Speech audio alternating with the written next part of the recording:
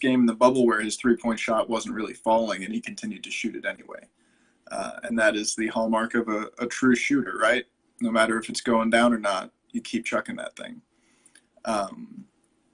DeMar DeRozan, 23 points in this game, rested for the fourth quarter, or most of it.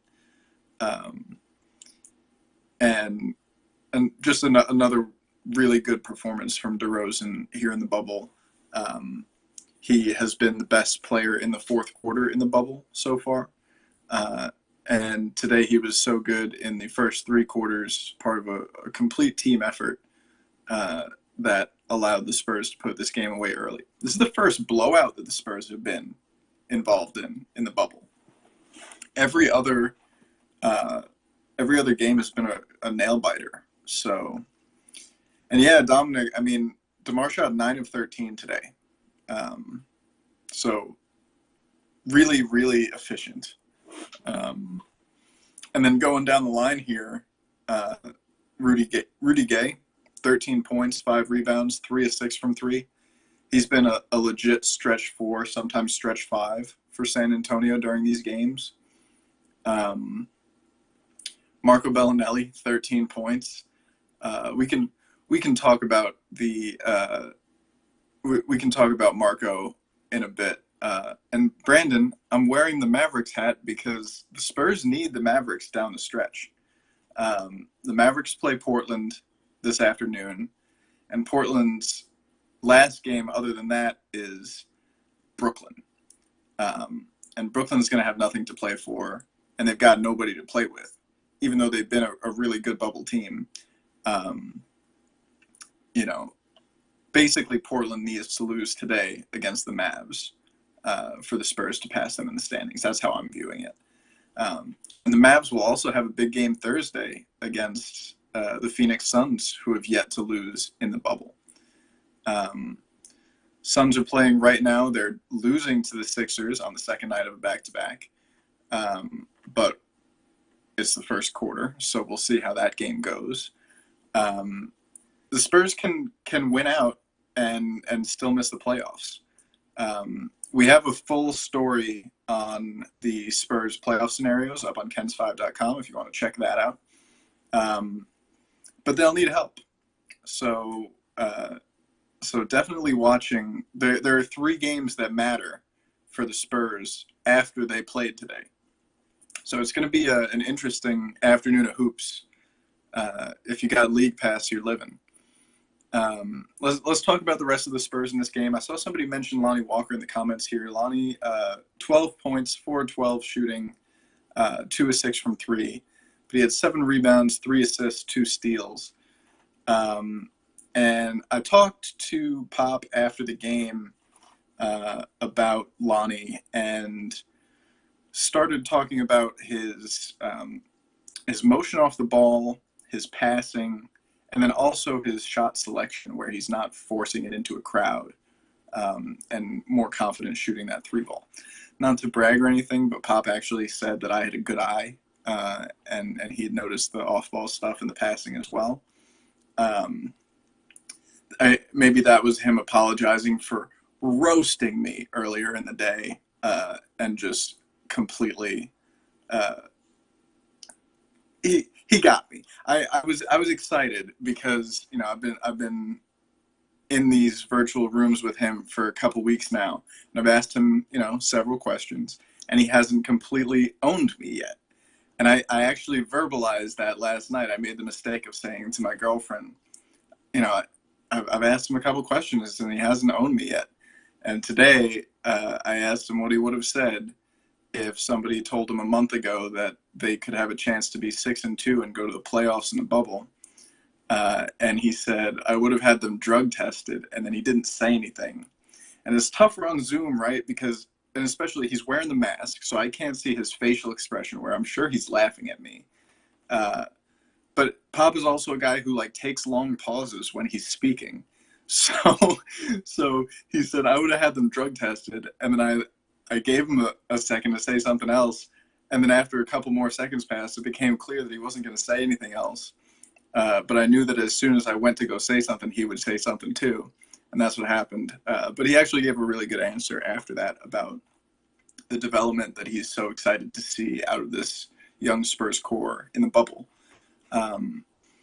You know, he basically said that he was blown away by the off the charts development for these young players, and if they make the playoffs, that'll be terrific. But they've already accomplished their goal in the bubble of learning more about their team and how they could play together with this unit, and with this group of guys. So yeah, Lonnie's development has been pretty clear in the bubble, even though he's having games where his shot doesn't fall. You know, he misses some layups where he goes into tough contact and doesn't really, you know, kind of shies away from the contact. So, you know, he still needs to improve his finishing a little bit, but his overall feel for the game has really genuinely improved measurably here in the bubble. DeJounte Murray, 11 points, 7 assists, 2 steals. Efficient shooting for him on 5 of 10. He had some really good defensive plays in this game. You know, his decision making has been a point that Spurs fans have been following throughout the bubble. So he made good decisions today. And the Spurs got almost a 30-point lead in this game. They got the young guys in there. I see a comment in here about Luka. Yeah, Spurs got to see tall Luka play for a little bit. 0 points, 0-2 shooting. He had 2 rebounds and a block, so hey. But yeah, Luka Šamanić is not going to be doing anything for the Spurs, anything meaningful for the Spurs in the bubble. He's a project. He's been a project player. He was drafted as a project player. On draft night, when the Spurs took Šamanić at 19 and Keldon Johnson at 29, we knew that Keldon Johnson was going to be the most NBA ready of those 2 prospects. So it shouldn't surprise anybody who was paying attention that night that on this day, Keldon Johnson at 20 years old scored 24 points, career high, 11 rebounds actually. Excuse me, I shortchanged him. And Luka is still very much a project who will only play in garbage time for the foreseeable future. It's telling that even with the front court depth issues that the Spurs have, Luka is not getting time. He's not ready at this juncture, and that's okay. Nobody expected him to be better than Brandon Clark this year, but the Spurs drafted him because his ceiling is quite high. You know, it's not something that I want to spend too much more time speaking about after a dominant Spurs win where they've got a chance at the playoffs, right? He's on the end of the bench. It's not not a major point for the Spurs for the rest of the way. I am interested in Jakob Poeltl and Drew Eubanks. I saw that in the comments here. Jakob looked pretty good in this game. He had 14 points, 12 rebounds, and the Rockets don't have a center. So when he went up soft for those little, you know, finger roll layups as a 7-footer, it didn't really hurt him against a Rockets team that didn't have a guy taller than 6'8". But still, there were times in this game where he was right at the rim with the ball in his hands and just, you know, flipping it up. And it's like, dude, just dunk it. You're right there. Like, I can't imagine being that tall and using my layup package that I use, you know? Like, I use my layup package because I'm 5'10" and 3/4, all right? If I was 7'1" with a plus wingspan, I would dunk it more. You know, more than I already do. And we know that that's been something that the Spurs have been trying to develop, right? This is because Pop has said it. He's said a couple times now that they're trying to get Yak to be a little more demonstrative, a little more forceful around the rim, and less touchy-feely. It just simplifies the game so much when you can gently place the ball in the hole where it needs to go. And it definitely makes you hold your breath a little bit when he has the ball down there and doesn't immediately cram it. One guy who does cram it is Drew Eubanks. I mean, like, if he gets an opportunity, he's smaller, he's not as big or strong, and he's got a size disadvantage with a lot of centers in this league. But he goes strong with the ball. And he has been a really solid player for the Spurs in this restart. Dom, yeah, like with the way Jakob plays the game without spacing the floor, he would have to be a Steven Adams type player at his best. He would need to be that kind of prototypical big man center who sets good screens, rolls, gets rebounds, blocks it. If you could put Drew Eubanks's mentality into Jakob Poeltl's body, you'd have the best center on the Spurs. But I think overall Jak has played really well, and even though it seems like he could be so much more dominant, he's made a huge impact in terms of the things that don't really show up in the stat sheet. Plus 25 tonight when he was on the court. Team high, game high. He makes a lot of things happen for the Spurs with the way that he opens up his teammates. So he's shown his usefulness. He's also shown his warts and the areas of his game that he needs to improve here in the bubble. One guy we got to talk about a little bit more is Rudy Gay, who has been just fantastic in the bubble so far. Let's check out the game log, shall we? He had 13 points today, and I believe that is his lowest in the bubble, second lowest.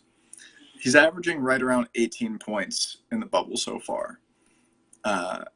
And he has made 2 threes or more in every single one of the games. And I mean, in the season, he shot 31% from 3. He has been far more efficient here in the bubble. Let me do some quick mental math and get a percentage for you. So he's made 16 threes so far. And it's a little over 30 attempts. So his efficiency has been really wonderful. It's an interesting point. Maybe he is enjoying the not having to travel bit. I know that can be a bit of an issue for some veterans. Davey, this is really impressive production from him after an Achilles injury. Not many guys recover from that. He looked a little slower during most of this season, but he really was in great shape over the hiatus and has picked up his play here in a tremendous way. And it's so much more dangerous, this Spurs team, when you have a guy like Rudy Gay who has a big body, who can guard multiple front court positions and also step out and hit that three-pointer. He's been a revelation for the Spurs. And yeah, you're right. Tough shot maker. He's one of those guys where you need a bucket, you give him the ball, and you get out of the way. Mary Jo, I noticed that. Keldon and Marco. Marco gets a lot of grief, and rightfully so. He made some questionable decisions and bad defensive plays in this game, but he and Keldon have a really good chemistry playing together. There were a couple of sequences where he they pass the ball to each other, resulting in pretty good shots. And I think part of it is just Keldon. I mean, you put the two of them together, and they both are very good at understanding the defense, reading positioning, and understanding where they have to be and how they can move off the ball to create opportunities, not just for themselves, but for their team. Keldon is one of the better instinctual, in the flow of the game players that I have seen at his age. He's just fantastic at understanding where he needs to be and what he needs to do to make the most impact on any given play at any given moment. He's such a smart guy. Saw a question about Bryn Forbes in here. Where do I see him? Certainly not in the starting lineup for the Spurs, and probably not in San Antonio, if I had to guess. He's going to be a free agent, and the Spurs have proved through their stint in the bubble here that they do not need Bryn Forbes to be part of their rotation for them to be successful. In fact, since he's a guard and all of these other guys are guards and they all need minutes, it stands to reason that the team would probably be a bit better off without Bryn Forbes in the rotation, because he's a one-dimensional player for all of the reasons that we have discussed all year about why Bryn Forbes should not be in the starting lineup. We're seeing how dynamic this Spurs team can be when they have multiple defenders on the floor, when they don't have a glaring weakness in the backcourt. It's really opening things up to have good defense, because they can get out in transition more. They can do a whole lot more things when they catch the ball at the arc. They don't have to put it up. They can drive and create more opportunities. So I think the Spurs have really shown that they don't need Bryn Forbes. Jury's still out on LaMarcus Aldridge. I believe that he could play really well with these guys if he simplifies his game and focuses on, setting screens, shooting threes, and outlet passes and running the floor in transition. If he does that to his game, he could fit along really well with these guys. And DeMar's been fantastic setting up these young players, getting big buckets. He's a guy where if the offense breaks down, it's you put the ball in his hands and you let him work. And he has shown a tremendous ability to play alongside these guys.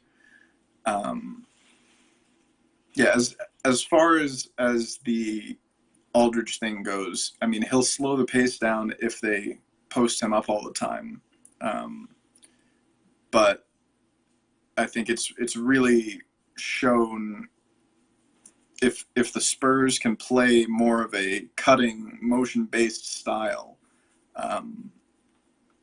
they'll be really solid next year with Aldridge.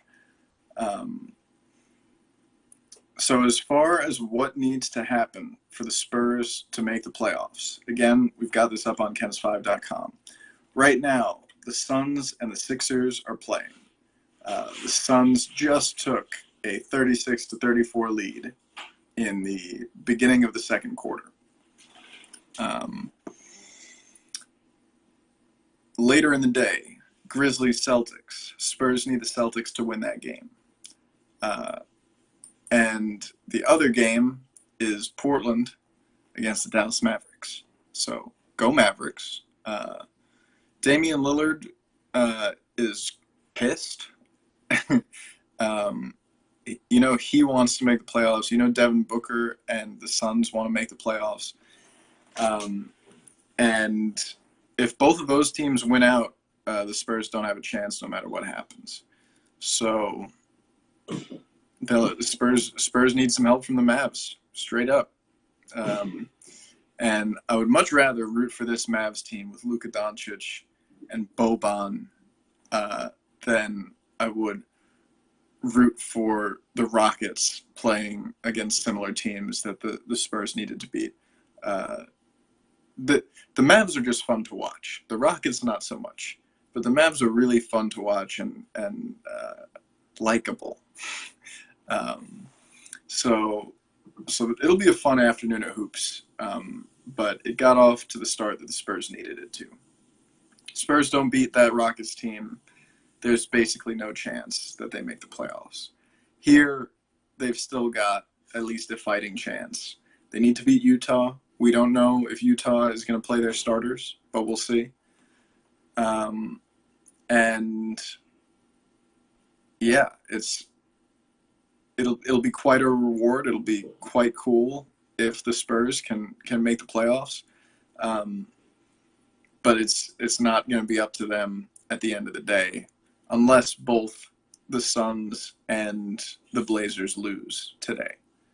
If both of those teams lose today and the Spurs beat the Jazz, then the Spurs will be in the play-in game. Oh, man. I haven't even thought about the draft yet, Dominic. I haven't even thought about it. I have a yearning in my heart for Denny, and that's about it. Yeah, so, and again, next year, like, you guys have good questions about all of this stuff and what it means for next year. For me personally, I'm just thinking about this bubble run and the next game for the Spurs. Lyles, I'm not sure if he starts. He was very good for the Spurs before he went out with that appendectomy, and he was getting better as the year went and as he got more in tune with playing with those guys, spacing the floor a little bit. He's a big guy who can knock down the outside shot, and that's important. But honestly, I've been mainly focused on what these guys are doing out on the court right now. Because we went 4 months without basketball, man, and now we've got basketball every day in front of us, and it's beautiful to see. I also saw somebody asking here, what would this iteration of the Spurs team be if they'd been playing this group from the start of the year? A fair question, a good question. I know a lot of us had lineup ideas for most of the season, and seeing it play out with great success now, it raises that question, right? What would the Spurs record look like if they had gone with less Bryn and more Keldon and more Lonnie and more Derek from the beginning of the year?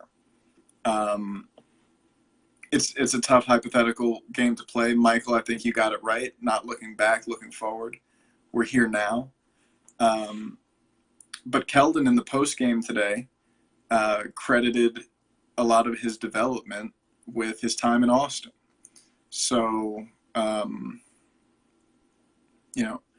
I think earlier in the year, there were guys in front of him on the depth chart that were the main reason that he wasn't getting time.